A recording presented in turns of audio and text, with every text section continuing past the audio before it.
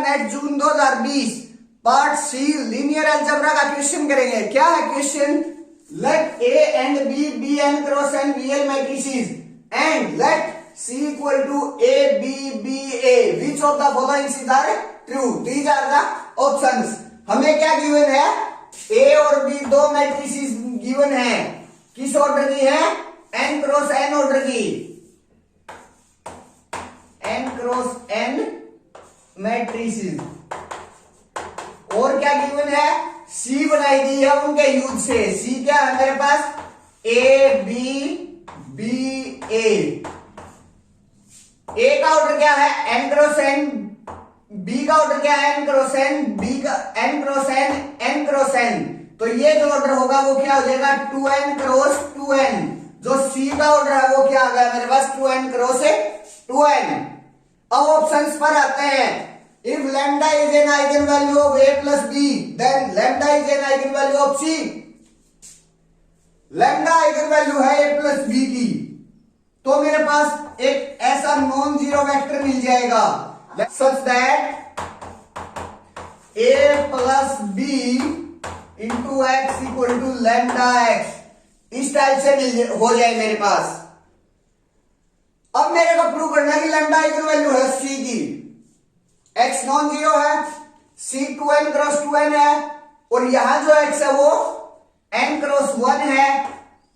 अगर मैं c x comma x equal to lambda x comma x लाकर दिखा दूं तो जो मेरा लैम्डा है वो आइगन वैल्यू हो जाएगा इसकी मैट्रिक्स सी की।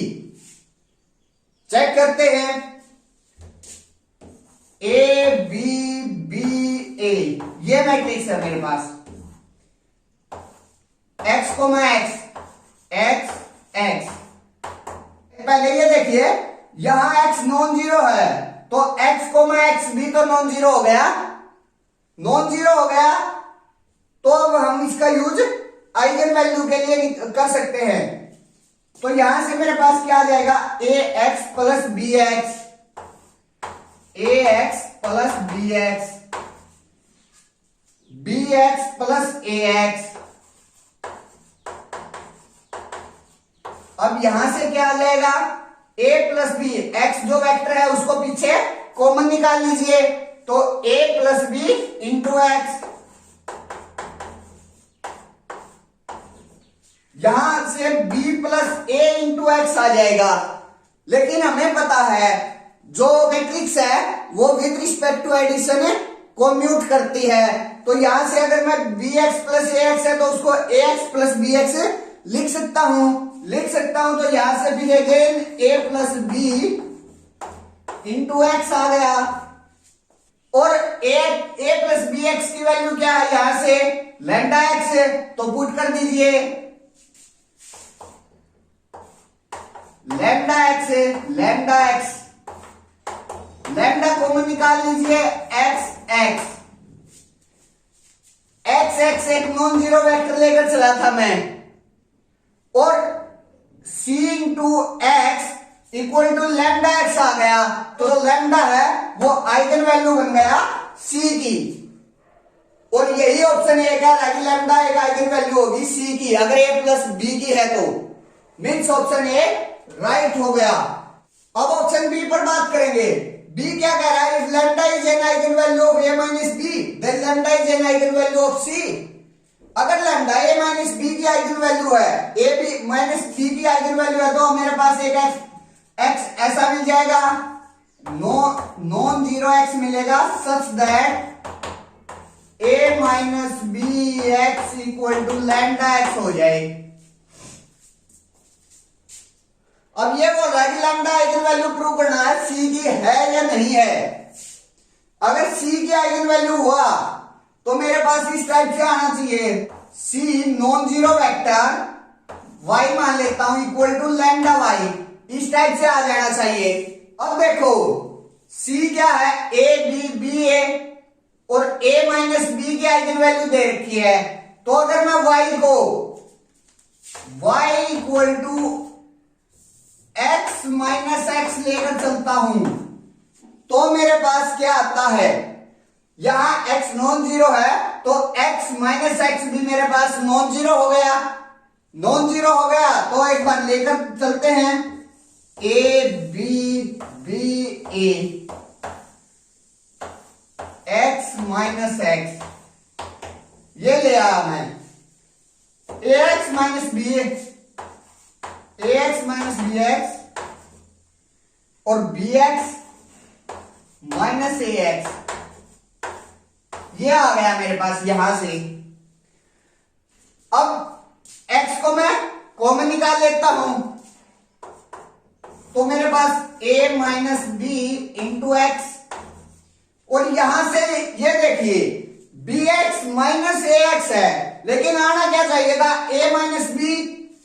अगर मैं यहां से माइनस कॉमन निकाल लेता हूं और फिर विद रिस्पेक्ट टू एडिशन को म्यूट करवा देता हूं मैट्रिसेस को, तो मेरे पास क्या आ जाएगा, माइनस ए माइनस बी इंटू एक्स, यह आ जाएगा मेरे पास। अब इसकी वैल्यू पुट कर दीजिए, ए माइनस बी एक्स मेरे पास क्या है, लैम्डा एक्स, यहां से भी लैम्डा एक्स आ जाए, मेरे पास क्या आ गया, lambda x minus lambda x. अब लैम्डा को कॉमन निकाल लीजिए, lambda into x minus x, ये आ गया।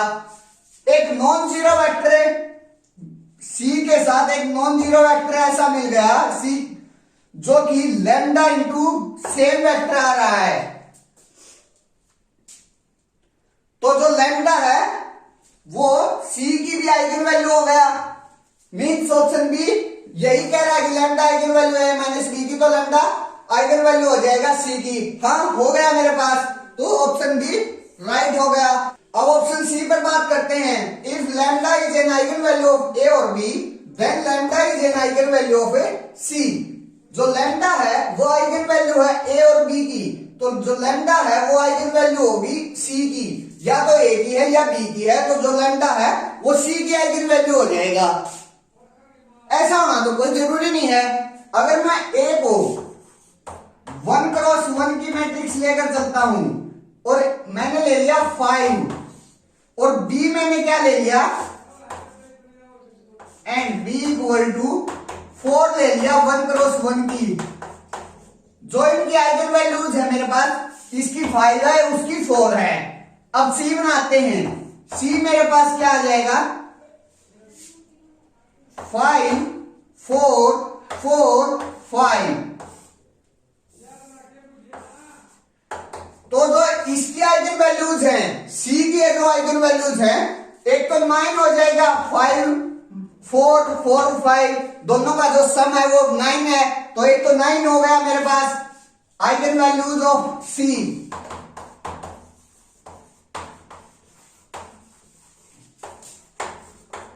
एक तो 9 होगी और दूसरी ट्रेस में से मैं इसको माइनस कर देता हूं, 10 माइनस 9 1, एक तो 9 है एक 1 है। यहां जो आइगन वैल्यूज थी 5 और 4 थी, लेकिन यहां जो आइगन वैल्यू आई है 9 और 1 आई है। तो ये कह रहा है कि लैम्डा एक आइगन वैल्यू है ए और बी की, ए और बी की मीन्स कोई किसी भी एक की आइगन वैल्यू है, तो लैम्डा सी की आइगन वैल्यू होगा, नहीं हो रहा, मीन्स ऑप्शन सी रॉन्ग हो गया। एक काउंटर एग्जांपल मिल गया हमें। Option D all eigenvalues of C are real, सारी की सारी सी आइगन वैल्यूज सी की रियल हैं। वैसे देखने से तो लग रहा हमें कि जो सी है वो एक सिमेट्रिक मैट्रिक्स है और रियल सिमेट्रिक मैट्रिक्स की जो आइगन वैल्यूज होती हैं वो रियल होती हैं, लेकिन एक्चुअल में ऐसा नहीं है। जो सी है मेरे पास वो एक रियल सिमेट्रिक मैट्रिक्स नहीं है, क्योंकि जब हम ट्रांसपोज लेंगे तो इसमें जो ए है उसका भी साथ में ट्रांसपोज हो जाएगा, इसलिए ये एक सिमेट्रिक मैट्रिक्स नहीं है। फॉर एग्जाम्पल अगर मैं ए को ले लेता हूं 0 1 -1 0 और बी को मैंने 0 मैट्रिक्स ही ले लिया,